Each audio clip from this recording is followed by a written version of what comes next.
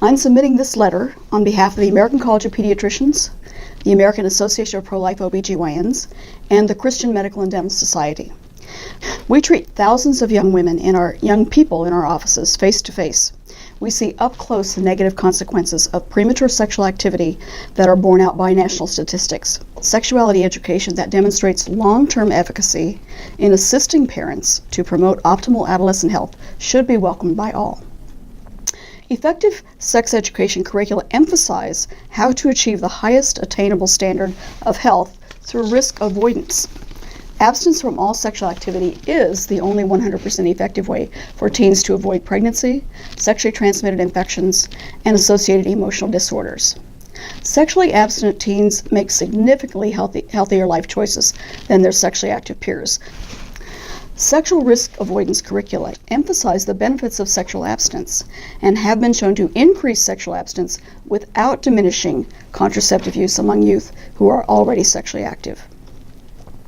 Recommending PrEP as a safe and effective way for adolescents to be sexually active and avoid HIV infection is negligent at best.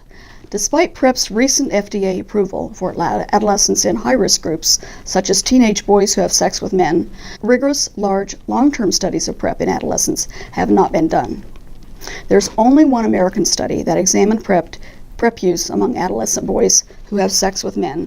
The study followed 78 teen boys for just under 1 year.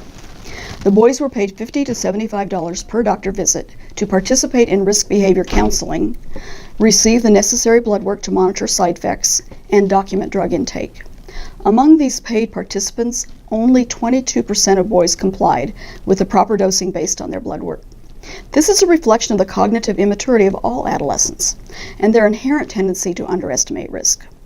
In fact, it's very likely that widespread use of PrEP in this age group would trigger risk compensation, in which individuals gain an inflated sense of security and subsequently engage in riskier sexual activity than they would otherwise would.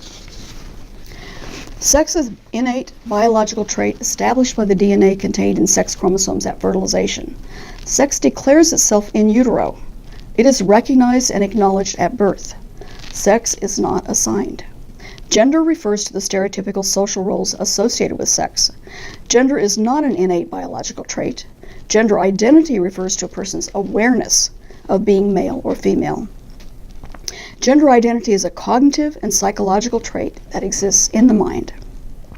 In sum, as physicians dedicated to promoting optimum adolescent health, we urge the Fairfax County School Board to reject the proposed revisions to its family life education curriculum.